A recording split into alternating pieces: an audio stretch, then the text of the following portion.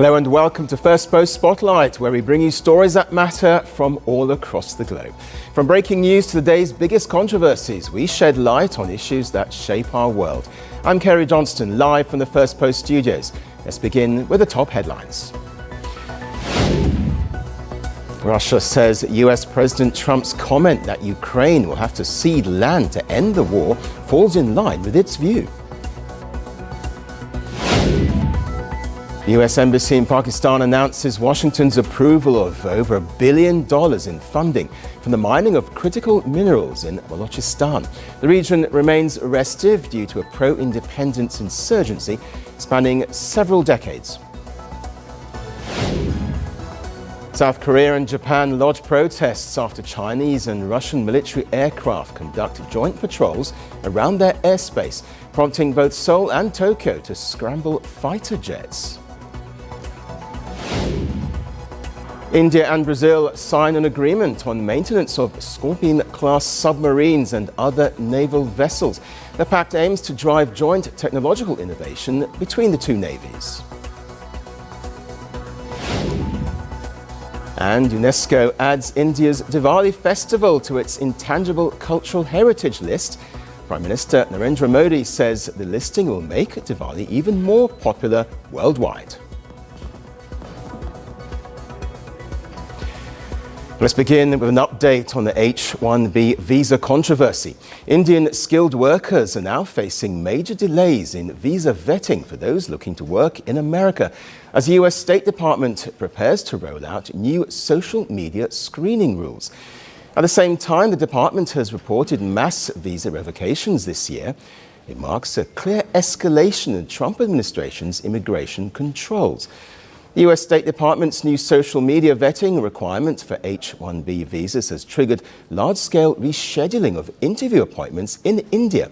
The US Embassy in India said that applicants who received rescheduling emails must follow the new date, and that anyone arriving on their old appointment date will be denied entry.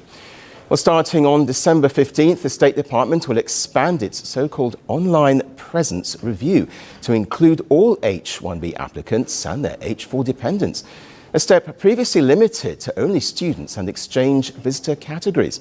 The official notice directs applicants to switch all social media profiles to public so that consular officers can review posts, activity and interactions. The department says this is necessary to identify individuals who may pose security risks. While the tougher scrutiny isn't limited to future applicants, the US State Department has also announced that around 85,000 visas of all categories have been revoked since January. Well, on X, the department said President Trump and Secretary of State Rubio adhere to one simple mandate, and they won't stop anytime soon. The post was shared with an image of Donald Trump and the slogan, "Make America Safe Again." According to reports, a senior State Department official said that more than 8,000 of the revoked visas belong to students. Offences such as driving under the influence, theft and assault accounted for nearly half of these cancellations over the past year. The official did not, though, detail the remaining 2025 withdrawals, though earlier explanations have included expired visas and cases linked to support for alleged terrorism. This comes after President Trump's September decision to impose a $100,000 one-time fee on new H1-B visas, a move that hit Indian skilled workers the hardest, as they represent the majority of H1-B holders. While the annulments, the stepped-up checks and the new social media review all point to a tighter approval process. So for thousands of H1-B hopefuls, the message is clear. The path is becoming tougher, costlier and significantly slower, with more possible changes ahead. Well, for more on this, we have Mitali Nikor, founder of Nikor Associates and an economist, joining us live from New Delhi. Welcome to Spotlight. So what do you make of this unprecedented situation instigated by the US administration? First of all, Gary, thank you for having me on the program today. I think we've been looking at the attitude of the US administration towards India manifesting in unexpected ways across different sectors and industries. It began with, a sort of frosty relationship that came between Prime Minister Modi and President Trump, despite, proclamations to the contrary, and was then followed with the 50% tariff that was imposed on India in August, for reasons that still remain a mystery. There's been very slow progress on the Indo-US trade deal, and this is literally one of the actions that at least from my own perspective, I see it as one action in a series of actions that the US administration has pulled back its relationship with India and said that we don't want these Indians who are benefiting. Nearly 70% of H1-B visas are given to Indians, and we don't see the benefit of bringing in these Indians into our economy. Of course, all of the research is to the contrary, because we know that H1-B visa holders create jobs for locals in the economy. They are bringing in a GDP benefit of nearly $500,000 in just the first 3 years of their employment, as per studies by American institutions like the NBER. And also, they are the innovators in the American economy, bringing in new tech, bringing in new skills, bringing in higher order of innovation, research, and development, which is what has taken the American economy to the heights that it is at today. In many ways, it can be argued. So, therefore, definitely, this is a move which is surprising, but not when you look at it from the lens of the series of actions that have been taken. Well, indeed. To what extent could this actually hurt the US economy when you consider the huge contribution made by skilled Indian employees, as you mentioned? No, absolutely. I mean, this is for any economist. What their salt, they will point out that this would put the American economy at a significant competitive disadvantage. I've recently returned from trips to Europe and the UK, and Europe and the UK are already looking forward. The academic departments in several universities there, and also the industrial parks that are being set up. There are innovation hubs that are being established, and several European governments such as Germany and Italy and France, they are literally setting up tech hubs and tech innovation clusters across their countries, because they know that there are going to be a number of startup founders, and they've done the research, they've done the analysis, and found that several startup founders want to relocate from the US to Europe to the UK, because the kind of infrastructure and regulatory environment that these countries offer in the immediate term, it cannot be matched by other countries, and they're ready to take these innovators already. And in the longer term, in the medium to longer term, this also incentivizes Indians particularly to come back and build at home, because even the government of India realizes that this is the kind of talent and this is the kind of leaders, these global tech leaders are the ones that they want, who should come and invest in India. And they've set up programs, for example, like Gift City, where you can come in, register your company, be part of a simpler processing and tax regime. And there are other such initiatives also being set up across India in the southern states as well. So we're starting to see the ecosystems of countries in Europe, in the UK, and in India gear up to take this influx of people. And what about then the human cost of all this, the uncertainty that this creates for those workers and their families? See, at the end of the day, if you are an Indian with that level of, with that caliber, and the option for you is that you and your family will be discriminated in a country, but another country or in your home country you will be treated with respect. That cost, of course, the human cost is there, the relocation cost is there, and you would be uprooted to some extent. But at the same time, the dignity of working in a place where you are respected, where the government also respects you, where you are valued for your skills, scales outweighs that human cost of being uprooted from a community which you built for yourself. And of course, I do know of several Indians who are looking to come back to India after spending maybe 10 to 15 years in the US. And they are actually quite overjoyed by the prospect of coming back and contributing to India's growth, where they actually have, family and connections. Okay, Mitali, Nicole, we'll leave it there. Thank you very much indeed for joining us.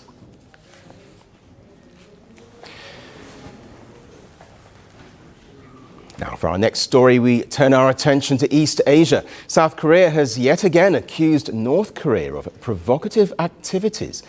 The South Korean Defense Ministry said that several rocket launchers were fired towards the Yellow Sea from the west of the Korean peninsula on Tuesday. The ministry said that the South Korean and US intelligence authorities are conducting a detailed analysis of their findings. The military is closely monitoring North Korea's various activities under a firm South Korea, U.S. combined defense posture, and maintaining capabilities and posture that can overwhelmingly respond to any provocation.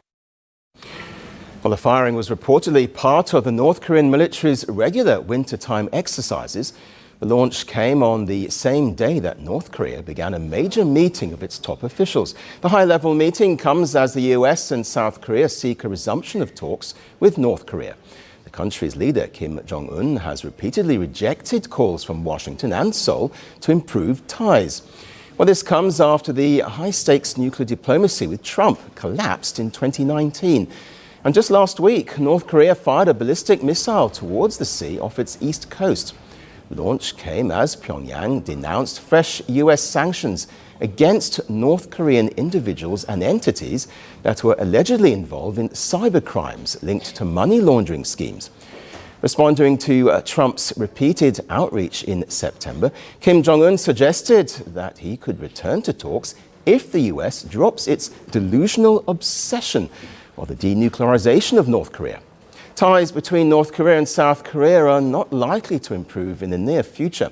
The latest rocket launch comes just a week after South Korea's President Lee Jae-myung said he felt an apology was due to the North over his predecessor's alleged order to send drones and propaganda leaflets across the border.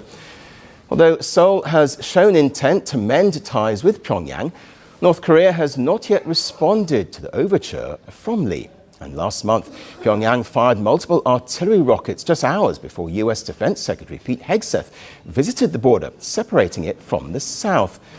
Seoul said that similar weapons were also fired minutes before. President Lee held talks with Chinese leader Xi Jinping last month. Well, last year, the North Korean leader declared that his country was abandoning its long-standing goal of peaceful unification with South Korea, and ordered the rewriting of the North's constitution to mark the South as a permanent enemy. Well, so as North Korea increases its provocative activities in the Korean peninsula, tensions are likely to continue to simmer across the region. Now let's turn to the escalating conflict on the Thailand-Cambodia border, which has entered its fourth day with no clear end in sight, and fears of a much wider humanitarian crisis. US President Donald Trump said he can step in to stop the violence. While speaking at a rally in Pennsylvania on December the 9th, Trump claimed credit for the earlier truce between Thailand and Cambodia and said he would make a phone call to halt the current wave of violence. Trump also claimed that in 10 months he had ended 8 wars. In 10 months, I ended 8 wars, including Kosovo, Serbia, Pakistan and India. They were going at it. Israel and Iran, Egypt and Ethiopia. You didn't know about that. Armenia and Azerbaijan. And I hate to say this, one named Cambodia, Thailand, and it started up today. Tomorrow I'll have to make a phone call, and I think they'll get it. Who else could say, I'm going to make a phone call and stop a war of 2 very powerful countries, Thailand and Cambodia? They're going at it again. But I'll do it. So we're making peace through strength. That's what we're doing. Well, to clarify, India has repeatedly debunked Trump's claims about the India-Pakistan conflict in May, saying the ceasefire agreement was achieved after Pakistan reached out to India. and that it happened without any US mediation. Meanwhile, the renewed Thai-Cambodia clashes come months after a ceasefire brokered by President Trump and the Malaysian Prime Minister in July. It followed 5 days of fierce cross-border fighting that killed dozens and displaced thousands of people. This week's fighting, however, is the deadliest since July. Airstrikes, artillery fire and ground skirmishes have spread across 5 provinces on both sides of the border. Reports claim that more than 500,000 people have now been forced to flee their homes. And yesterday, the Thai army said it had carried out what it called a tank-fired operation, targeting a compound on the Cambodian side of the border. Thailand's Navy also reported that it had struck Cambodian positions along the Trat border. And on the ground, hundreds of displaced families are sheltering inside makeshift centres. Many say they fled with minutes to spare, leaving homes, livestock and belongings behind. We are behind the front line. We can live like this. It's okay, but I want it to be over. I miss my pets. I really miss my pets, all the animals at home. I can't really put it into words. I wanted the war ended as soon as it can, so that I can go back to my home to restore my farming work and to take care of my dogs and chickens, because they are at home with no one to take care and don't know what they are eating. However, neither government shows any sign of backing down. The Thai Prime Minister has vowed to continue defending the border, while Cambodia has warned of a strong response against any Thai offensive. The international community is urging both parties to resolve the issue through dialogue. On December the 9th, Beijing said it sincerely hopes the fighting does not escalate and urged both sides to return to dialogue. As a friend and close neighbor of both Cambodia and Thailand, China sincerely hopes that the two sides will exercise restraint, move toward each other, and prevent the situation from escalating again. China will continue to play a constructive role in easing tensions in its own way. The United Nations has also expressed serious concern over the escalating fighting. A UN spokesperson said the Secretary-General is very concerned about developments in the region. Look, we're very concerned about these latest developments. We've seen the reports of airstrikes and mobilization of heavy equipment around the border. It's important that both Thailand and Cambodia do whatever they can to de-escalate and to return to the framework that was signed in Kuala Lumpur just a few months ago, on October 26. They need to use that mechanism to engage in dialogue and find ways again to lower the tension. And we, of course, stand ready to support all efforts at promoting peace, stability, and developments in the region. Well, the root of the conflict lies in a century-old colonial-era disputed border demarcation, an 800-kilometre line marked by competing claims over the centuries-old Preah Vihear temple.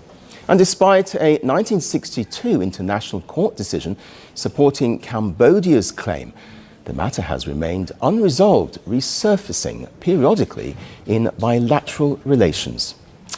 So for now, the Thailand-Cambodia border remains a deadly combat zone and thousands are in limbo, waiting for a peace that still feels out of reach.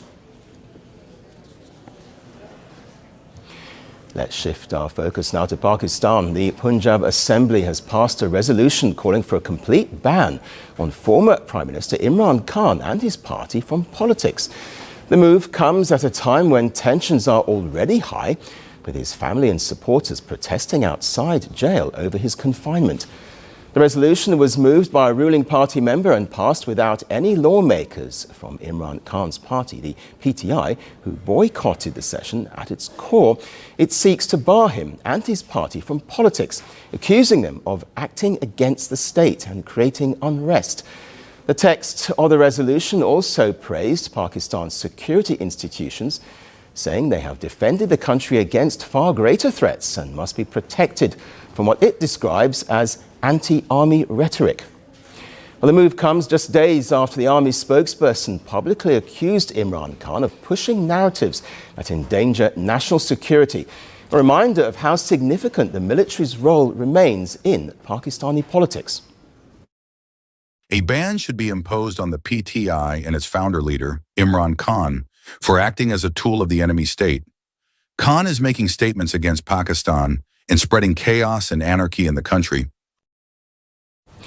The resolution further stated that any leader, political or otherwise, who engages in such actions should face strict consequences.